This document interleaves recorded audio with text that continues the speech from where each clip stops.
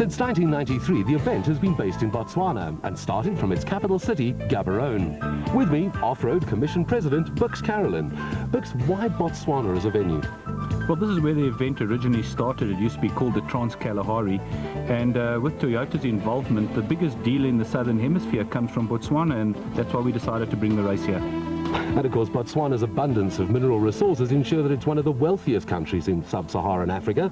Gaborone is a fast-growing city, and not surprisingly, half of the country's population live in this vibrant city.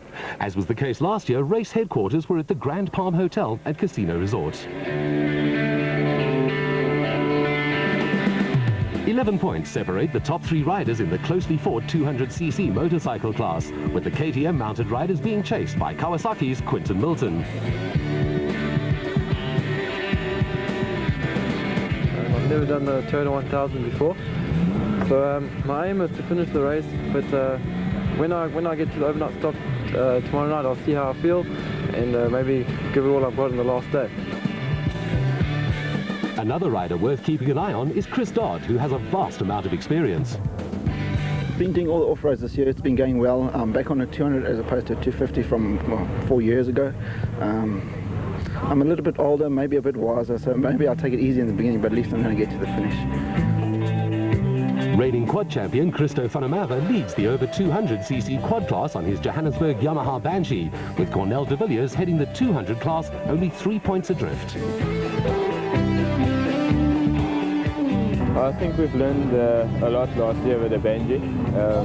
We've sorted it out, and yeah, the pressure is on, but I think all eyes are on Wikus van Deventer, and that takes the pressure off me, but the pressure is on me on winning the championship, you know, and I'll just take it easy and try and push, you know, just to get to the front or close to the front for the first day at least.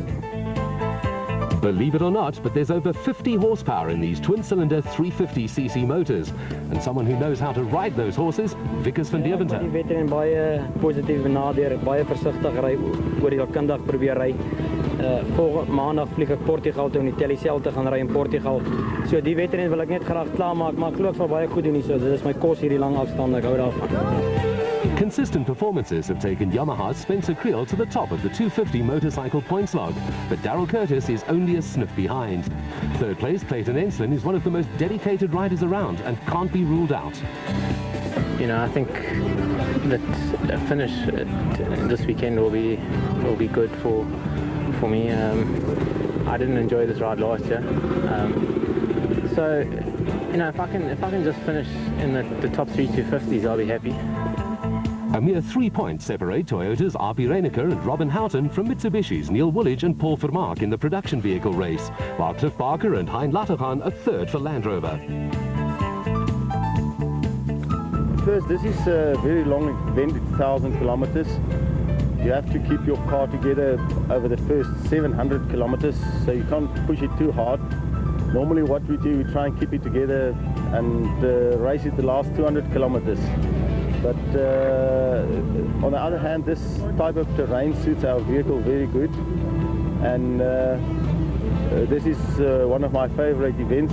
I love the terrain here. I farm in similar conditions on my farm, so I'm used to this types of roads, so I favor them about the other roads that we have. With the new BMW-powered Land Rover waiting in the wings, Cliff Barker was out in the V8 version for the last time. Well, you know, obviously the last 2 events we've had a hell of a good entries, and mostly in production vehicles. You've got 2 sort of major distinctions in production vehicles. The one is the modified side of it, which would be class D and F, D being 4-wheel drive and F being 2-wheel drive, and then E and G. We've had quite an upswing in E since we introduced the diesels. We've got good competition between Land Rover, Mitsubishi, as well as Toyota in E. And then I think in D, we've had a few older vehicles that have been revamped now, like Old Fred, which the Comfort brothers are campaigning and rebuilt. And then the Mitsubishi, which unfortunately I believe is not running. They had a problem yesterday with the engine, and they're not running. And then obviously myself and Api. And Cassie has had a bad start to the season, but I'm almost sure he's going to be there. He was leading the race last year until he hit the cow, and I'm almost sure he's going to be there. I think that car, they persevered with it, and I think it's going to do the thing. In the open class, Alfie Cox is leading his old rival Jeremy Davies by 11 points. Cox recently returned to the deserts of North Africa for the Atlas Rally, which took place a couple of weeks before the desert race. For me, it was just a great rally. I lost a bit of time on the second day, but you know, to win 2 of the stages over the rally was a good experience, and to also win from front the one day, from having to lead the race and win that day, and that's what I was aiming to do. 4th on that race, good experience, and I'm hoping to go to Dubai now in November with Kulwa Blondes, and then we go to the Dakar, hopefully in '99. Rival Jeremy Davies is aboard a 600 Honda, and its 4-stroke characteristics are well suited to the endless tracts of soft sand. I think when you've ridden it a couple of times, you just know what you're in for. You're tired when you get off the first day of 500 k's, and the second day you've just got to have enough strength to push it, because that's where you'll make up the time. If you're running top 5, top 6, and you're strong coming home, you're guaranteed of a good position. There's not much in it at the top of the Special Vehicle Championship table, and single-seat race co-driver Richard Carolyn is a past winner of this race. Greg Harvey and Boy Stone came close to winning in 1995 and are a single point adrift. John Lambert won here in 1993, but hasn't been seen much yet this season. 93 was a good year for me. We came out, it was the first year, and we had a fantastic race. Off-road racing's in the blood, we come back 5 years later, let's see if we can scoop it again. Marathon races for me are enjoyable, we'll see how we go.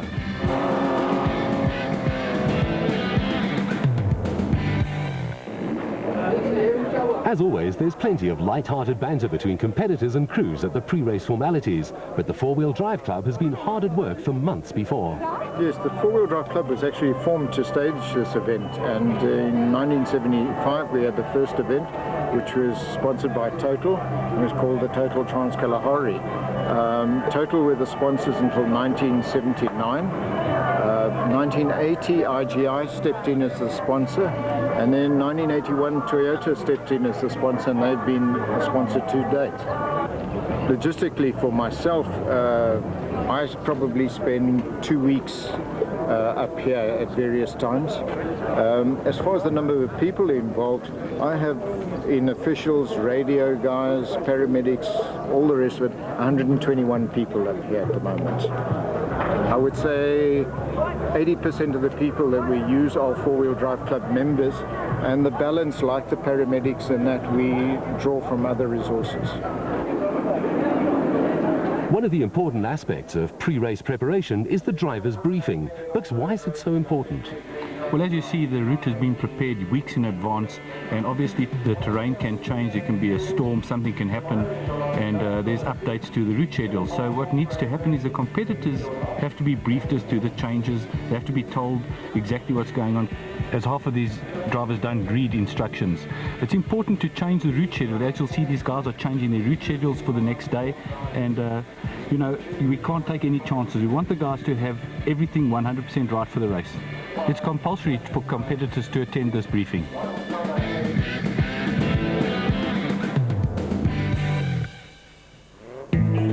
Race day dawned crisp and chilly as the crews readied themselves for the start.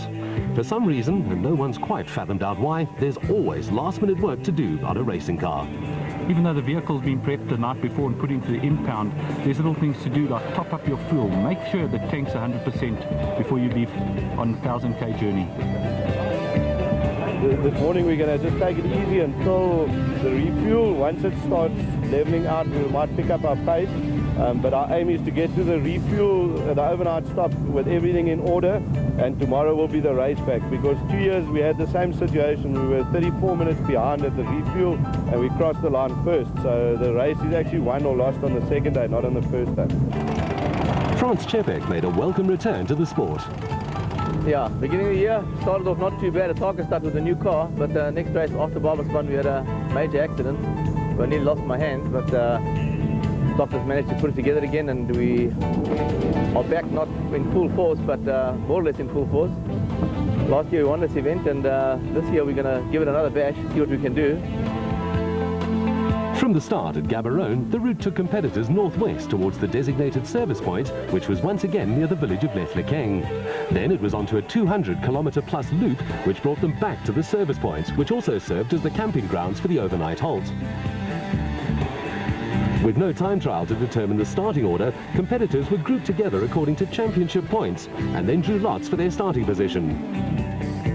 Hein Gieser bagged the important slot for his Protea Conveyors Toyota Hilux, and his navigator's son Michael had the unenviable task of finding the route, quite a responsibility for a 16-year-old schoolboy. Following them was Marius Bahrain in the Mighty Mag Special, and the Birkin brothers, Andrew and Chris, in the turbo diesel Toyota Hilux. Missing from the lineup were Woolwich and Vermaak, whose Mitsubishi Pajero had suffered engine problems before leaving the base in Pietermaritzburg.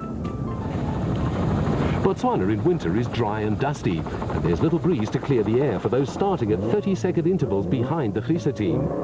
Apart from the discomfort of dust, Bahrain had little protection against the cold in his Mighty Mag. Compare the comfort levels, as the Birkins have a nicely insulated cab. Reiniger and Houghton started fourth, with the Class B special of Billy Bond and Graham Newton completing the top 6 starters. Well, these competitors now are highly pumped. You know, you've got an adrenaline rush, and it's very important in the first 60 kilometers of the race to concentrate. These guys are going to have a hard time for this first 30 kilometers because it's through a village and it's not very well marked. So the guys don't want to make a mistake then, because the guys are on top of each other and you're going to get past the guy immediately, and it's going to be a big problem because you're going to lose a spot and then you're going to have to drive in his dust. It didn't take long before Reiniger and Houghton caught up with the Gieser's less powerful Hilux. As soon as there was room, Gieser moved over and gave the 4.5-litre Land Cruiser room to pass safely. By this time, Bahrain was enjoying a handy lead, but without a navigator, he was losing precious time as he picked his way through the thorn bushes, and an anxious glance behind him showed that he was expecting to be caught fairly soon. The Birkin brothers were running strongly, and their torquey turbo diesel power seemed ideal for the twisty nature of this section of the route, which even featured a small water splash.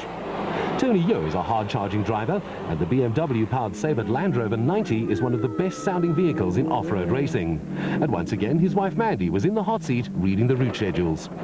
This part of the route is taking the guys up towards the mountain pass, and it's very important now that you keep on the track. If you make a mistake, you're going to be taken out, and it's going to take you a long time to get back into the race. So as you'll see, these competitors are being very careful.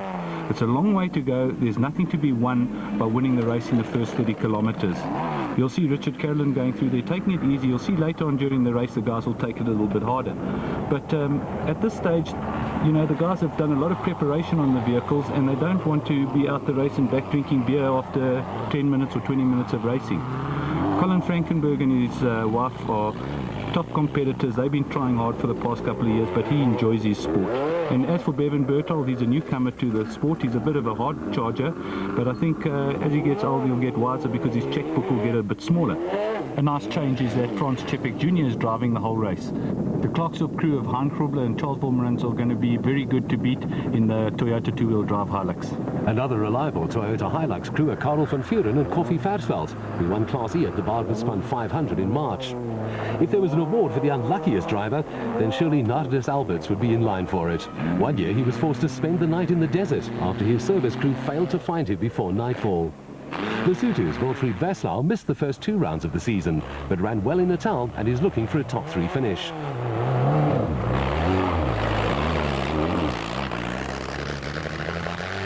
Last year, Skalkberger raced quads, but purchased the ex-Mike Redden turbo diesel Land Rover for this year. With navigator Douglas Driver, he was looking for a good points haul. Richard Schilling and Ashley Thorne won Class A last year, but a holiday skiing accident resulted in Schilling missing the first 2 rounds of the year. Coetzee and Swanepoel have yet to finish a race in their innovative, factory-entered Castrol Toyota Hilux double cab turbo. This innovative vehicle is having teething problems at the moment, but once they get it right, it's going to be a hell of a car. This Toyota Land Cruiser is in the hands of Cecil Fincham, who has a lot of experience on this race. With navigator Frick de Klerk, they hold 5th place in Class D.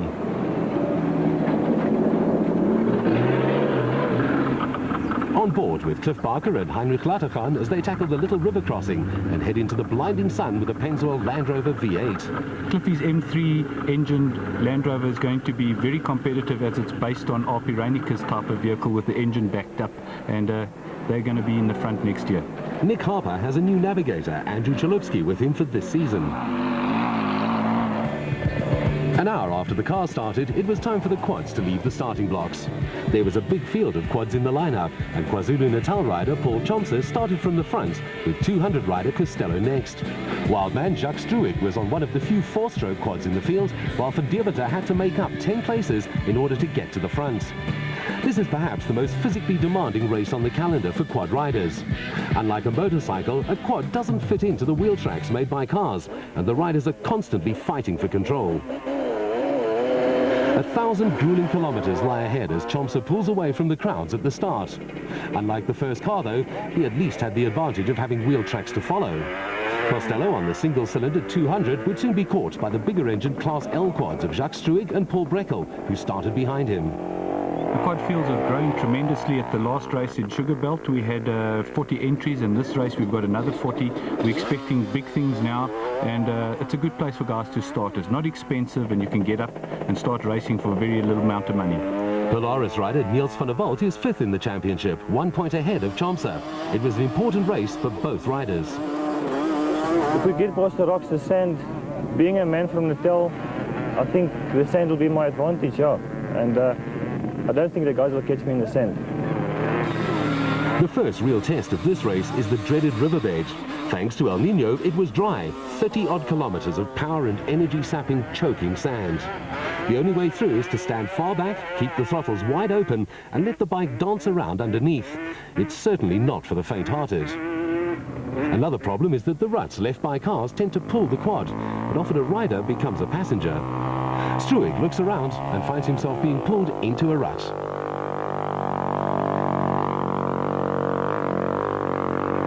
That hole caught Christo van der Bava by surprise, and the championship leader was lucky to emerge unscathed.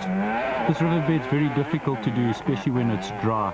And the reason being is that the local population have to get water, and they dig deep holes to get to the water. And it's very uneasy to see them. As you can see, Boda and Gary got stuck here. But also have a look at their tyres. They got the wrong choice of tyres for this type of event. You want something that's going to get on top of the sand and doesn't dig it in. And as they're pulling in, you can see they're not making too much progress in this part of the race. The track is hard on the outsides, and guys tend to go towards the outside, towards the banks to get more traction, but this is where you get stuck, and once your car's floating, it's best to stick to the existing track and stay on top of the sand. It wasn't long before the more agile quads were catching up to and passing their bulkier cousins.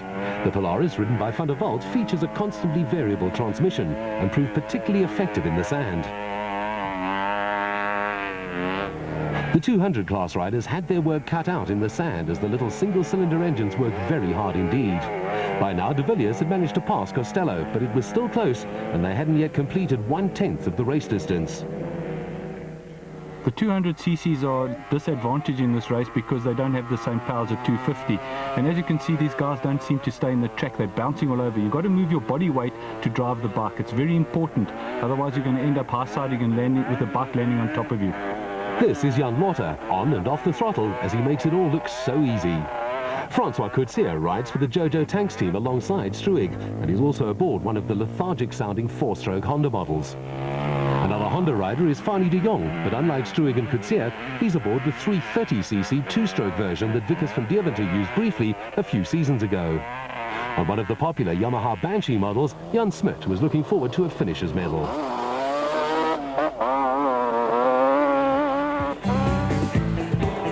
Last to begin racing were the bikes, and it was the dedicated rising star Clayton Enslin who drew first and would start ahead of 200 class rider Wayne Farmer, as Spencer Creel started third ahead of the maestro Alfie Cox. With little separating the performance of the top 20 starters, it was going to be an interesting race before racing order resembled the usual pattern. Who was going to stick their necks out and seize the opportunity, and who was going to adopt the cautious approach? By the time the two-wheel brigade started, it was a lot warmer, and the cars had been racing for 2 hours. Still, a large crowd remained to watch the bikes begin their adventure. Clerk of the course, Peter Monsieur Wilson, counts them down and then turns his back on the departing rider to avoid being showered with sand. Young charger and early race leader Clayton Enslin had his race strategy all worked out. So there's some fast guys coming from the back, and I think if I can just maintain a constant pace until we get to the sand, and then I can make another strategy from there. By the time the bikes entered the riverbed section, the front runners had already caught up to the tail end of the quad field, and the different techniques required made for interesting comparison. The two-wheelers' approach seemed far more brutal and ferocious compared to either the quads or the cars.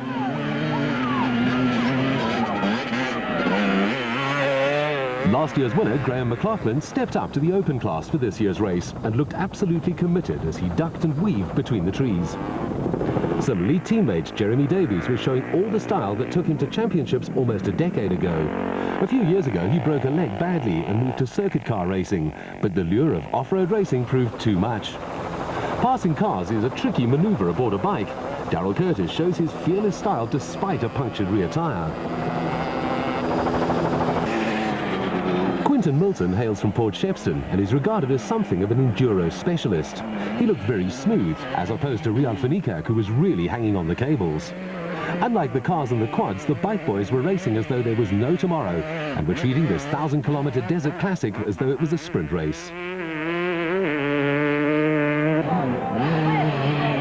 KTM's Jeffrey Wallater is one of the most consistent riders on the scene and was being chased hard by fellow AGA Panasonic Castrol KTM team rider Carl Leroux, who was on one of the bigger 360cc versions. After a series of bone-breaking crashes over the past 2 years, Errol Dalton seems to have at last regained the form that took him to victory here in 1995.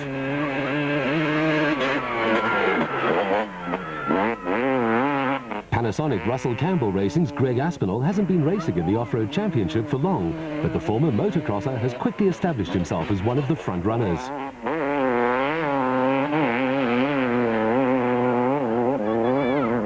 With the tracks between trees being very narrow, passing any other competitor was never going to be easy. Shell Honda rider Grant Broomfield picks his spot before passing 200 class quad leader John Craig Costello. Once clear, he quickly pulls away and makes it all look very smooth. Watch Peter Milan fighting his Kawasaki KDX 200 through the soft sand, and you can see the effort required. To win here, one has to be very fit and have bags of stamina. Reinecker and Houghton were in complete control of the production category and fighting it out with the Chepex Raceco Porsche for the overall lead. As the production and special vehicles are in separate categories, the overall lead means little in terms of championships. But drivers are a competitive breed and will always race each other as though their lives depend on it. Well, you know, we've got two categories of racing in the vehicles. We've got special vehicles and we also have production vehicles. And all the competitors actually race to get to the line first because we consider the guy who gets to the line first as the winner. Following in Bahrain's dust cloud was Richard Carolyn, who won this race in '95. You should know about that, Brooks. Yeah, I did. It was one of the races we shared and I really had a wonderful time and I was so proud to win the race because at that stage my boot had never won a race. And it was just a wonderful feeling for him to cross the line first and get the checkered flag, and ever since then he's been going faster and faster. But all the time, the Epson V-Motors Raceco, driven by Franz Czepek Jr., was pulling away from the other special category contenders. Recently, Nardus Alberts and Peter Mathieu have suffered in the reliability department, but that seems to be behind them now, as their VW Rapsa Raceco sounded crisp and looked to be in good shape. Little villages dot Botswana's countryside, and the townsfolk seem to enjoy the spectacle as much as any race fan from around the world. The Birkin brothers blast past and have a commanding Class E lead. Having lost drive to the Sebat Land Rover's front wheels early on, Tony and Mandy Yo were finding the going tough. Schilling and Thorne were on a charge in the big Motortech Jimco V8 and were chasing the pace set by the Czepek team.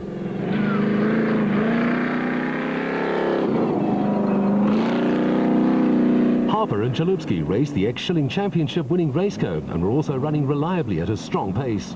They'd finished well up on the two previous events and were looking for a good points haul here. Yeah, they got a new gearbox in the car, Phil, and that's helping a lot since I've changed from the Porsche box to the Hewland box. Rob Walk won this race driving this car in 1994, but knew that it would be a difficult act to follow this year and still had time for a friendly wave. There'd been no problems for Lambert and Hendrik Fourie in the Digidor Raceco, and they were on course for a good result. Like Walk, Carolyn, Bahrain and the Chepex, Lambert had also won this race since it moved to Botswana in 1993. Like most drivers, Veslau was battling in the thick dust, and having an impatient Coetzee and Swanepoel right behind him could not have been easy. It's very difficult under these circumstances where there's so much dust, because when you catch up to a competitor, the only way he's going to know you there is you've got to give him a nab in the back. And the reason you do that is the guy who's in front, he can look in his mirrors, but all he sees behind him is a dust cloud. And that's why Coetzee was getting a bit frustrated, and he's just let Wilfred know, I'm here, let me past. In Class B, Newton Love and Colin Pote in the Quickfoot-backed Raceco were in a strong position. The Frankenberg brothers were cruising along at a steady rate of knots, not wanting to risk anything on the opening day. They seemed happy enough, though. One of the first contenders to strike problems was Rob Walk. His hopes of a good result were dashed shortly before the service park, where he lost over an hour effecting repairs. The sight of the service point was a welcome break from the ardours of fighting 2 tons of heavy metal through twisty sand roads, but there wasn't much work needed on the ultra-reliable Toyota Land Cruiser. Apart from a broken power steering hose, everything was in order. A couple of minutes later, the Chepek team arrived, followed by Carolyn, who'd made up a lot of ground considering that he doesn't have the benefit of a navigator. Trying to find one's service crew can sometimes be more difficult than finding the correct route through. Well, this is like the start of the race. When you're leaving and when you arrive at a service point, the guys are very pumped up because they want to see their service crew. They want to find out where they're lying. They need to get the car refueled. They have to get out of the vehicle to refuel and get some water, clean your visor. In RP's case, they clean the windscreen and make sure you can get out of there without wasting any time. By now, the Queen's Motor Spares team of Harvey and Newton had also arrived, and after a wheel change and taking on more fuel, they were back in the hunt.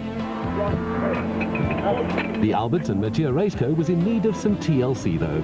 Bernardus is a very hard driver, and this is one of his problems with reliability, and as you can see, hard driving damages the car.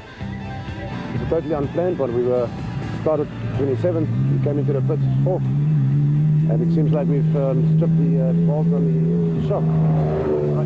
We will get it right and get back on track soon.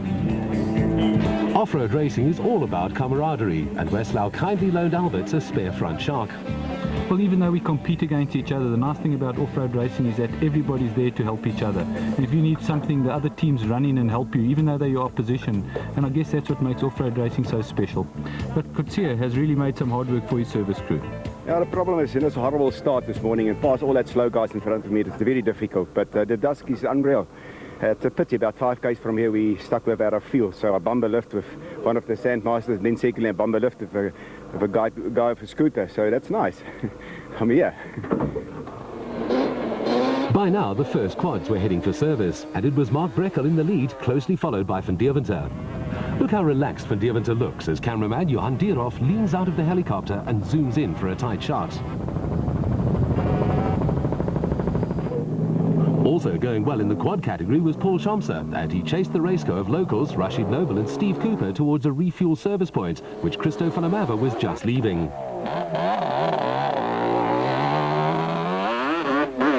The 4-stroke Hondas were also running like clockwork, and Struig was ahead of his teammate and Niels van der Walt on the first of the Polaris versions.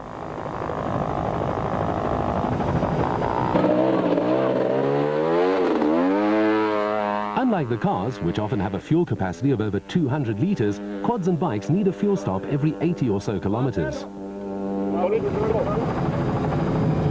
Coronel de Villiers had managed to pull away from Costello to take a comfortable lead in the Tidler quad class, as Honda-mounted Fani de Jong shows how bumpy a flat-looking road can be.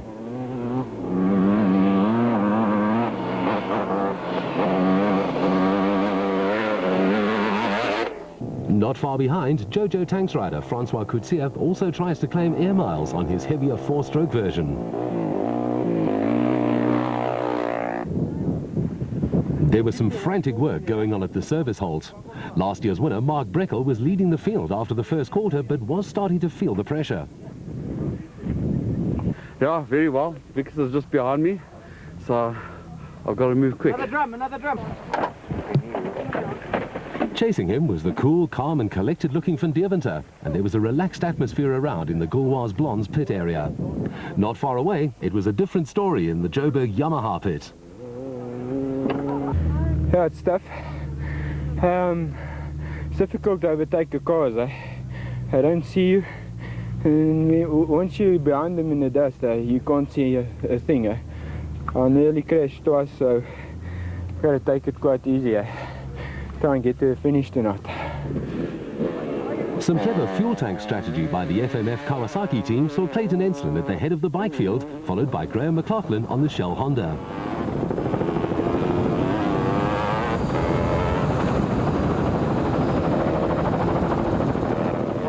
Pre-race favourite Alfie Cox had dropped back after falling into a hole in the notorious riverbed section, but was clearly in a hurry to get to the service where proper repairs could be carried out to his motor, which had overheated as a result of a punctured radiator. These refuel points provide for some interesting insights into race strategy, as one false move can result in fuel being spilt, and with bikes being marginal on fuel, this can be catastrophic. Darrell Curtis loses little time. Showing that he can still mix it with the youngsters was Jeremy Davies, who's won this event many times when it was still based in the Freiburg area.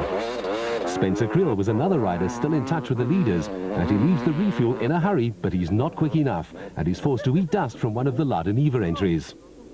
Also in a hurry is Wayne Farmer, who has a narrow advantage over rival Rian van Niekerk in the battle for the 200 class honours.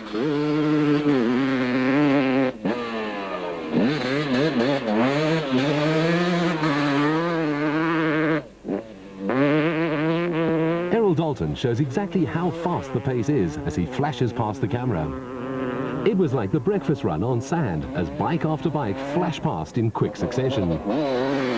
Greg Aspinall lifts his front wheel and is followed by Evan Pretorius, Quinton Milton, Carl LaRue, and a choked quad rider, Johan van Lille, sucks in the Kalahari sand. It's interesting to compare riders' fortunes as they arrive at service. Van Niekerk is in a strong position and wants his face washed, while teammate Chris Dodd's race was brief. Well, bad start. At least it happened at the start of the race and not towards the end. 20 k's out, hit a ledge. Back wheel kicked up and I went over the handlebars and I landed on my shoulder and broke my collarbone. So yeah, I guess I'll be helping Marcel. Reiniker and Houghton were home first at the end of the day. While some of the younger generation seemed oblivious to the proceedings, others watched keenly from lofty perches. Both crew members looked remarkably fresh as they emerged from the office after a day's work. SA 4x4 editor Derek Lawley was quick to quiz Houghton about the day as Reiniker faced the camera. We had a nice run. We had to stop this morning for fixing a power steering pipe.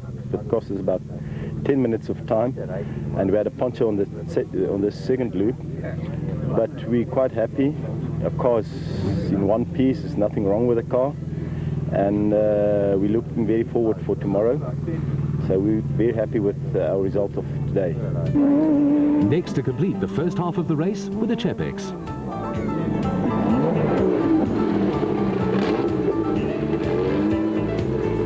We started out in 17th position and gradually worked our way forward and seemed to have come in first overall at this stage. It was a long day, we got a puncture, but otherwise the car ran beautifully and we had a good smooth run.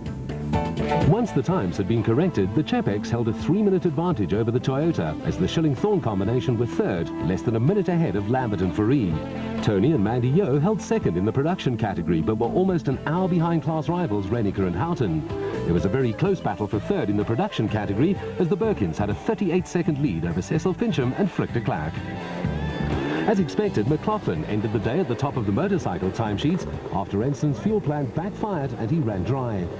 Dalton's good ride continued and he was second with more than 3 minutes in hand over Davies, which gave the Shell Honda team first, second and third. Van Niekerk had a huge lead in the 200 class and was giving the 250 and 500 riders a good run for their money. This morning it was very dusty, very dusty. It's the dustiest race I've had in a long time.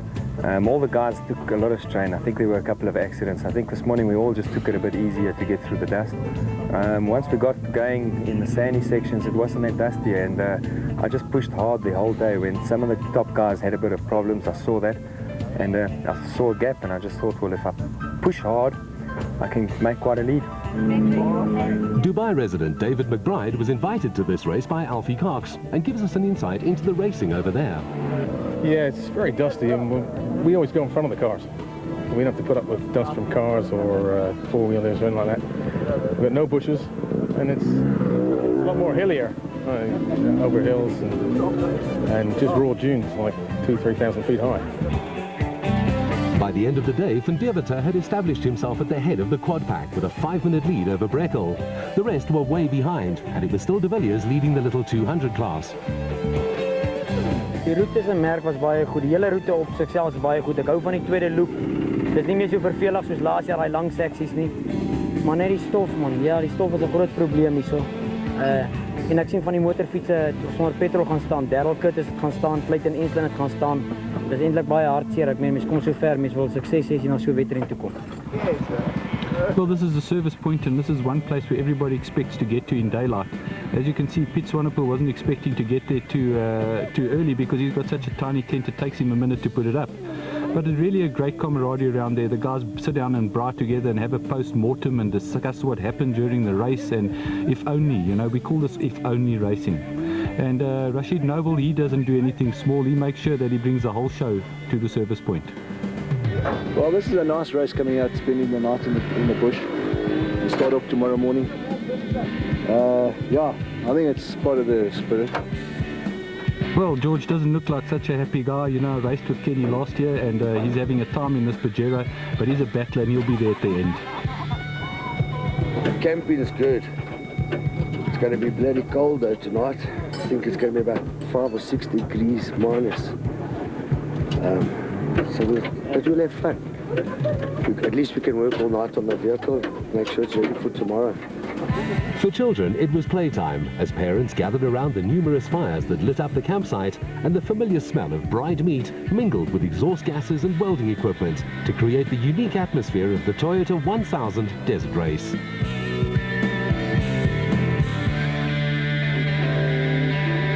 For Mike Potgieter and Gary Hodgson in their VW Beetle, completing the day was an achievement. It was truly a team effort, as Potgieter lost the use of his hand in an earlier accident. Very well, unfortunately, Gary, he changes gears for me, and he navigates at the same time. And we seem to, it's our first time together, and it's working very well with Gary. He seems to be able to read my thoughts and knows when I want to change gears. 1 or 2 slips, but that's it. If it wasn't for him, we wouldn't be where we are. Well, most of these guys aren't in for an easy night's sleep because some of the competitors have broken down, and they're going to get into the bottle and have a few dops and enjoy the felt.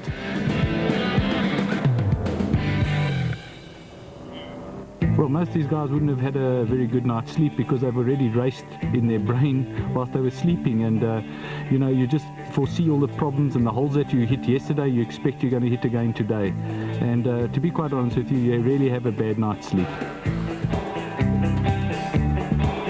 The final day of racing saw competitors tackle the previous day's route in a reverse direction. There was another service opportunity after the loop, and then it was off to Gaborone, where the first competitors were expected to finish at around 2 p.m. Naturally, it was the Chepek team which led away from the start, with Reiniger starting some 3 minutes later, and the battle was on, even though they were racing for separate championships. After a longer wait, Schilling and Thorn got ready for their start, knowing that a lot of hard driving lay ahead if they were to score their maiden win in Botswana. Got to go for it, have no punctures, keep the pressure on those boys and catch them. Want to win today. We've done it before, so coming from behind, but car's good, navigator's good here, and we had a good night in the bush, so we're ready for it. The question was, would they be able to make up a 15-minute deficit? You know, one of the things with a desert race is you drive to the overnight and then you race back, and the strategy is crucial. And if you come in within 20 minutes of the leader, you've got a very real chance of winning this race. If you look at the results of the past 2 years, drama always happens in the last 20 or 30 Ks of the race. And for Schilling to be so positive going out there, he knew he had to go like hell, because Frans Chepek Jr. is really a good driver, and as can be seen, he's very quick. I personally think he's a bit quicker than his old man, And Schilling would have had his day cut out for him with the dust. It's very easy to catch a guy, but it's another story overtaking him. Schilling certainly wasn't hanging about, and neither was Lambert, as the big Class A cars battled to keep on the straight and narrow.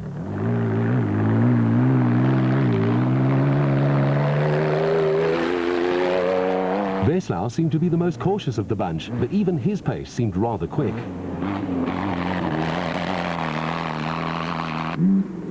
Behind him, Harvey seemed intent on making up ground as quickly as possible and was kicking up huge clouds of dust as the tyres scrabbled to find grip. Behind Bahrain, the Class B battle had undergone a complete turnaround. Italians Leon Buerter and Richard Everingham held second in their rather rapid home-built ETT Bushmaster that had young Bevan Bertolt breathing down their necks.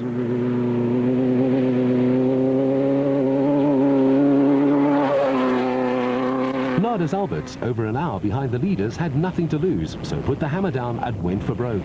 Even the helicopter seemed to lose out to them in the fast straight sections.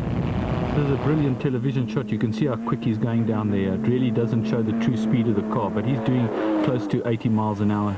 Tony Yeo, without front-wheel drive, had no intentions of chasing RP Reiniger. No predictions today. I'm not going to chase RP. I just want to stay with the same space and finish the desert. That's my main aim.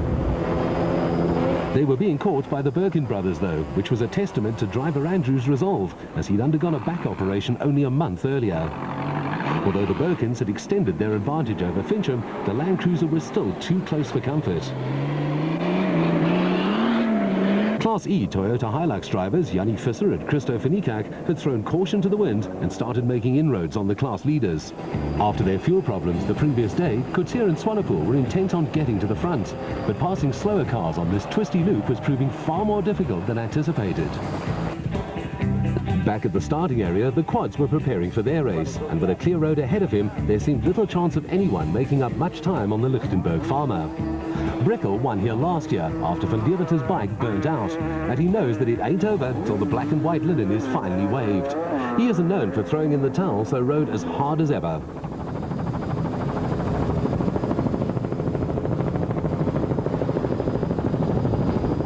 Johan Lotter had surprised a lot of people with his pace on the first day. He was still over half an hour behind Van Deventer, who certainly wasn't taking it easy if the view from the helicopter is anything to go by.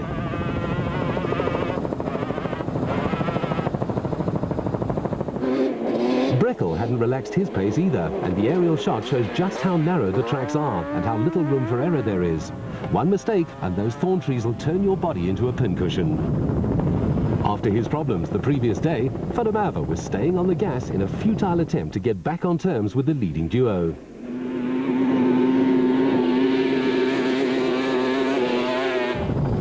Anton Badenhorst seldom competes at national level, but had done well to complete day one only an hour and 10 minutes behind Van Deventer, and seemed able to maintain the gap over Polaris rider Niels van der Walt, whose brother Chart is one of South Africa's leading rally drivers.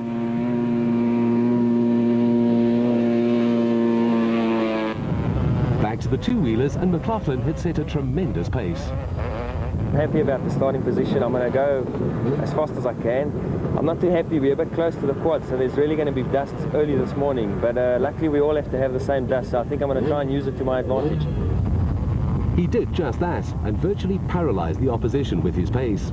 Behind the Bloemfontein rider was Dalton, who was riding with new confidence after his good run the previous day. Jeremy Davies was going like a rocket, but Finikak was riding for a class win and wasn't chasing the bigger engine bikes ahead of him. Well, I think I got a bit of a disadvantage this morning. The first few Ks is pretty fast and bigger bikes might catch up to me. The next KTM team rider was Carl Leroux on the 362 stroke, and he was being chased by the similarly mounted Evan Pretorius, who was still holding on to a top 10 position. Wayne Farmer wasn't far behind on his 200 Kawasaki and was in a position to pounce should the class leader Finikak encounter problems, although Spencer Creel was catching him. But sadly, Creel had to retire with a broken gearbox. Elmer Simons is another of the young Turks that have come up through the ranks and should go a long way.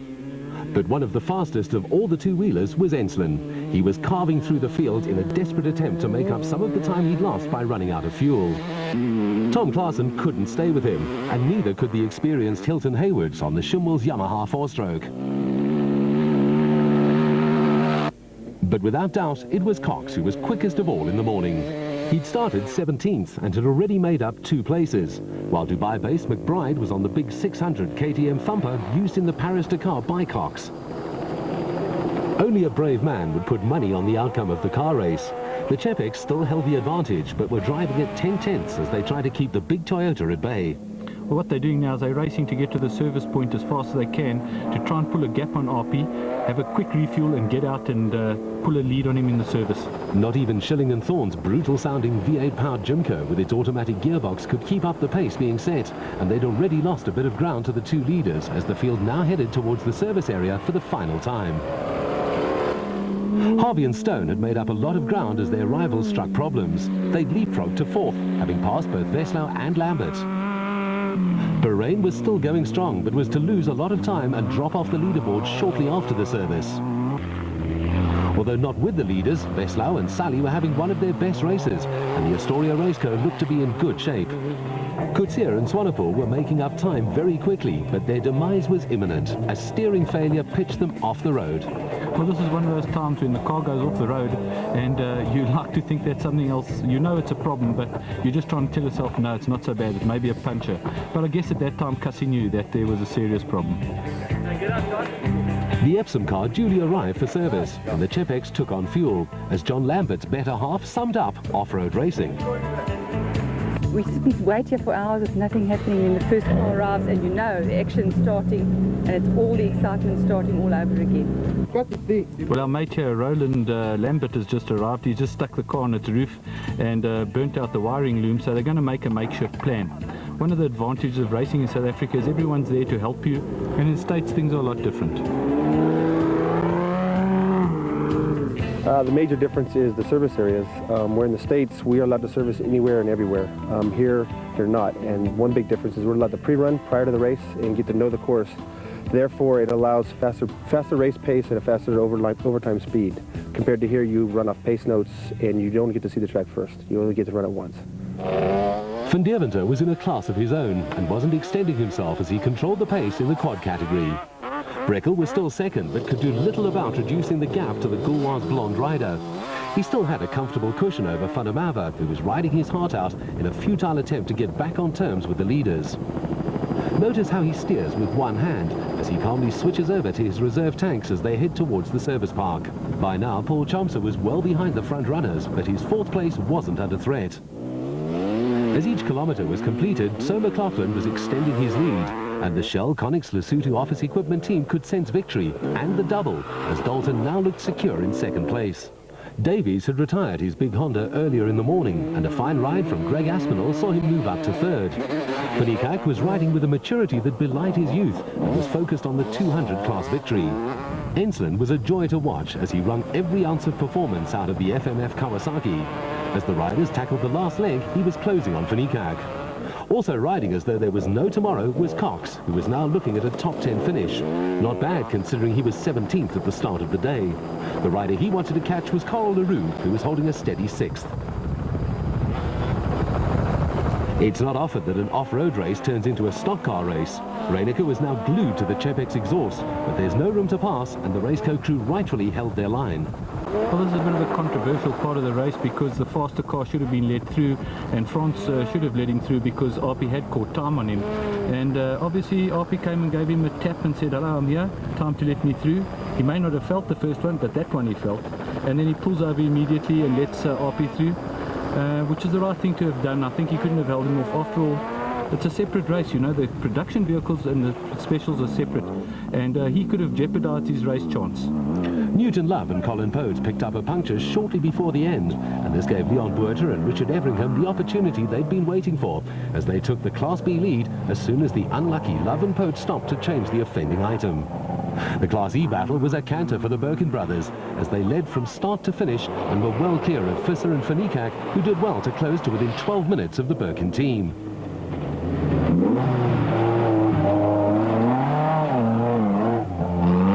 Second in Class D and fourth in the production category looked to be secure for the Yos and their hobbled Land Rover. There were no last-minute dramas for Reiniker and Houghton as they arrived at the finish to win Toyota's own event. The Birkins duly got second place, but almost 2 hours behind, while Visser and Finika gave Toyota a clean sweep ahead of the Sabert Land Rover.